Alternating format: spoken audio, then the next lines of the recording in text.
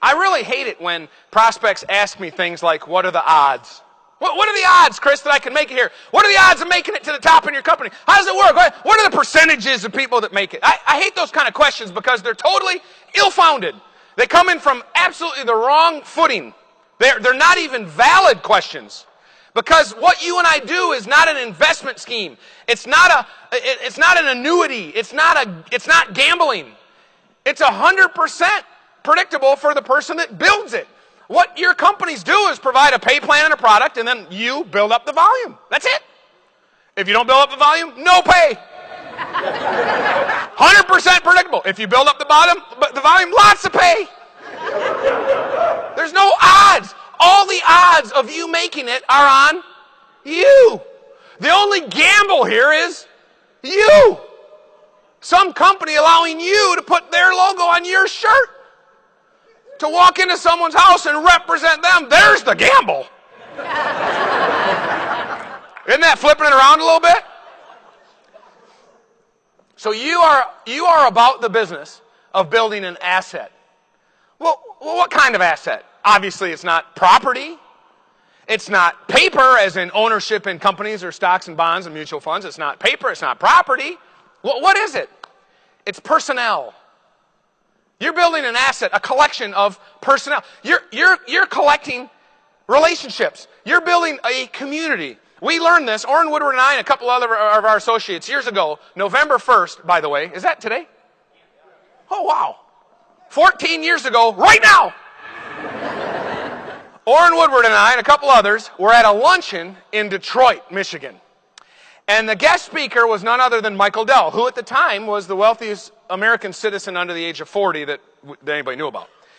And he came to speak, and I can't remember the title of the talk, but we thought it might work for us, and we could learn some stuff. And so we went there, and we were sitting out there in those seats, at little round tables, and eating the rubber chicken they serve you, and swirling our water in the goblets. And he was kind of boring, and he kind of just stood at the podium, and he didn't have any good jokes. And he talked about computers, which bore me to tears, and which much of that could have been expected, I guess, right?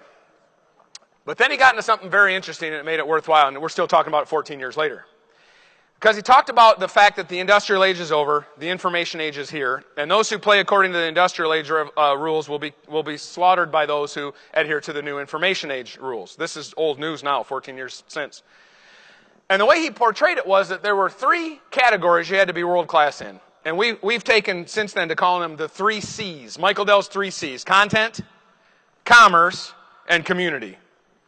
Content is the product. It has to be world class. Your companies are in charge of doing that and putting out the best that they can. And there's people that spend their lives investing themselves in product development. I know we do a lot of that too. Commerce is where money changes hands. And the incentives have to be correct. And it has to be fair. And it has to be properly stimulated and aligned to performance and properly meritocracy. And there can't be a good old boy network. And it has to reward performance. And our profession is known for that. But the third one was the most important, community. Content, commerce, community. Community was by far, according to Dell, the most important. And he said this is really where the rubber meets the road, because anybody really can come up with some products, and anybody really can put together some incentives that follow performance. But really it comes down to building community. And that was the only part we had back then. We knew we had that part. Now let me see if I can explain it a little bit. Community goes beyond the concept of having a customer base. It goes beyond the idea of having a clientele. It goes to having a crowd of people who are, they're downright evangelical, to use a Christian term. They're evangelical. They can't help but spread the news about what they've got their hands on. And that, when you invest yourself in building an asset comprised of relationships with valuable human beings who are evangelical for what you do and what you represent, you can be on your speedboat in the middle of a lake someday on a Tuesday morning without any care in the world, owing no debt to anybody on the entire planet, because that's what we do. Now, let me give you an example.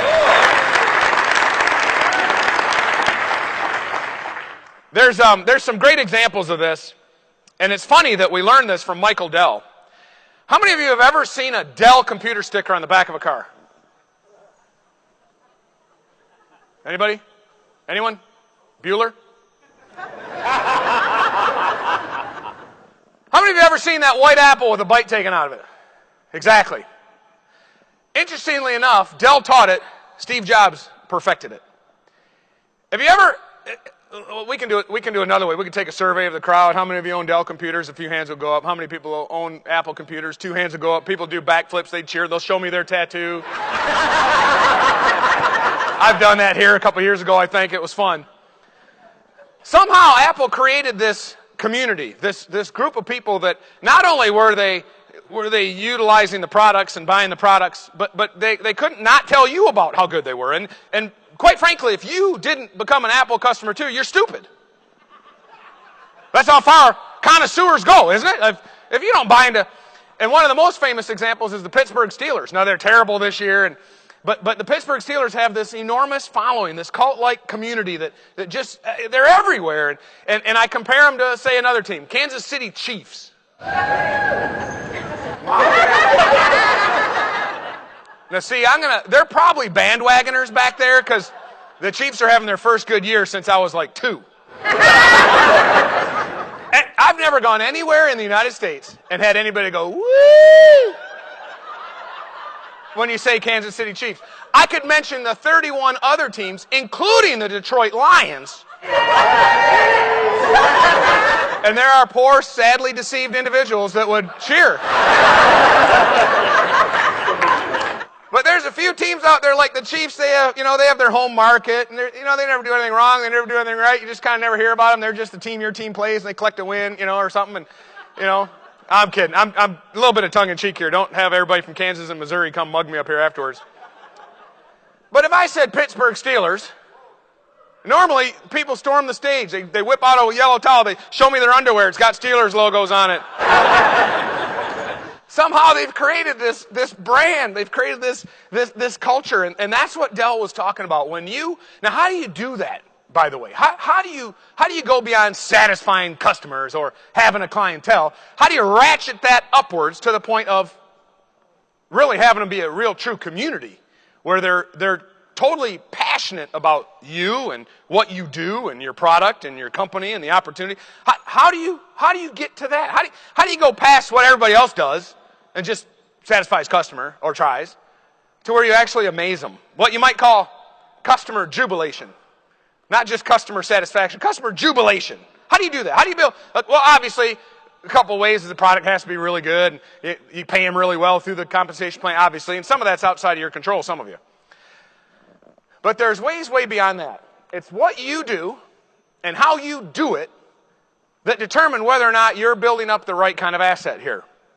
And it's done through relationships. I mean, you got to be sincere, and you have to care, and you have to learn the people skills. It really is important that you have character, but I'm not really going to touch on all of those this morning. I want to help you understand something else. I heard a quote one time by John Wooden, one of the most successful coaches ever, UCLA basketball coach, whole bunch of accolades. Some say probably the best coach ever, for sure collegiate. And he said, if you want to have a winning team, he said there's only 2 things. Only 2 things. He said, 1, you have to have the right players. And 2, you have to get the most out of them. That's profound. Here's a guy that went 8 years in a row, won championships. He's still written about, all these years later. He hasn't even coached in 25 years. And he boils it down to those 2 simple things. You have to get the right players, and you have to be able to get the most out of them. When you consider what it is you're about here, when you think through what you do, and you're building up that asset of those valuable partnerships, those wonderful people, it comes down to those 2 things. You're trying to select and find and discover the right people. Notice I didn't say, or he didn't say, the best people. Notice he said the right people. It reminds me of the 1980 United States Olympic hockey team where the coach wasn't trying to select an all-star team, and his assistant coach said, hey, you're leaving out some of the best players. And he said, I'm not after the best players, I'm after the right ones. The right ones. So here, we are looking for the right players. That's step 1. And what we teach is they need to be hungry, honeable, and honorable. Those 3 things. They have to be hungry. I don't care how sharp they are. I don't care how many people they know. I don't care how many companies they built. I don't care all the things people, oh, Chris, I got this one guy. How do I approach this guy? Because he's special. I want to know, is he hungry? Is he hungry? Does he have any fight left in him? What does he dream about? What motivates him? What are his passions? What drives him? What does he wake up in the morning thinking about? What will he be totally regretful that he didn't do if he doesn't accomplish it in his life? I had a guy the other day, one of my up-and-coming leaders, and he texted me a really good question. He said, hey, Brady, where do you see yourself in 20 years? And I couldn't answer it. I don't have an answer for that. I know I teach goal setting. I know that's the kind of thing you and I, but I don't have some vision of where I'm going to be in 20 years. I can't come up with it.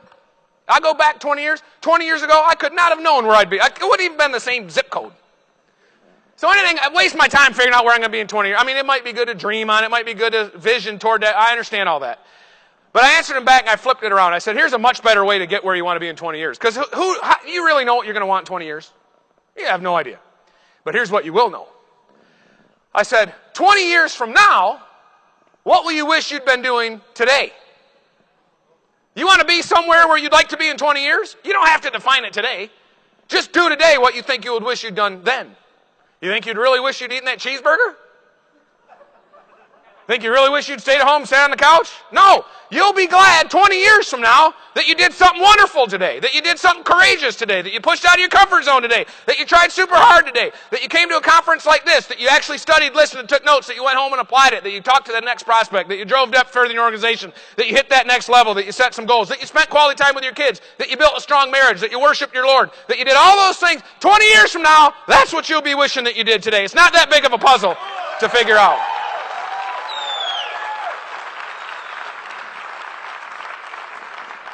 So when you're looking for the right people, that's how they think.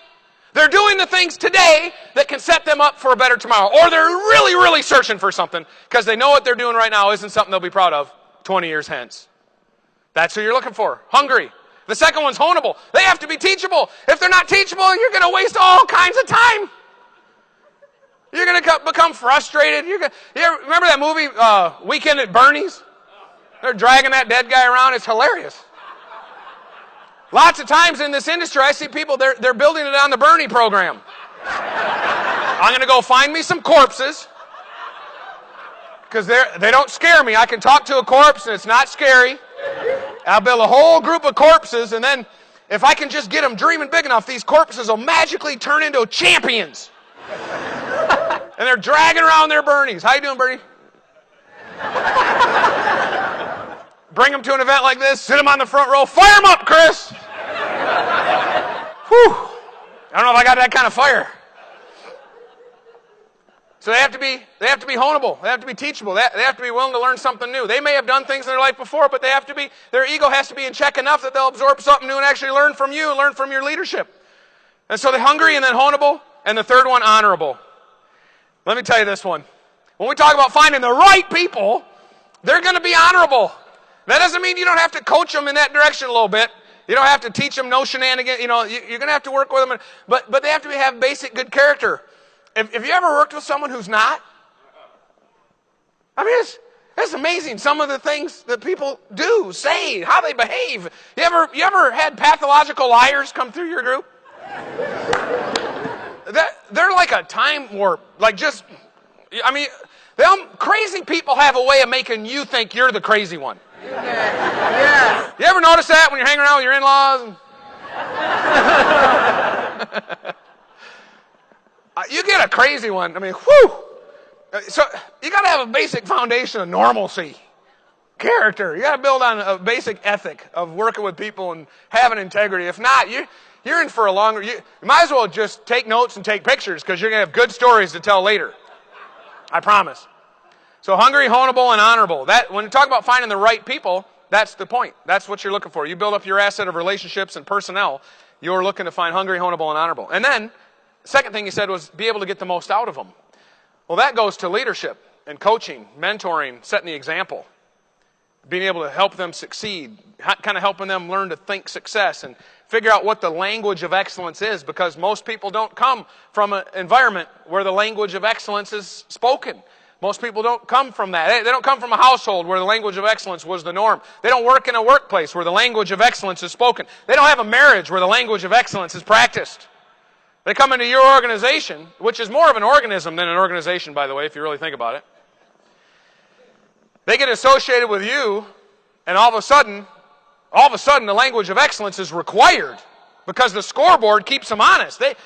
This isn't a place where they can hide behind a nice suit and saying the right things. This isn't a place where they can hide behind some college degree they squeaked out 19 years ago. This actually has a scoreboard that says, what are you doing right now? How are you performing today? Lots of people don't have the spine for that. And so you get in, you do a lot of back surgery and help people stiffen their spines and grow some courage. That's why it's really good if they start hungry. So when we talk about building a community, we talk about finding the right people and getting the most out of them.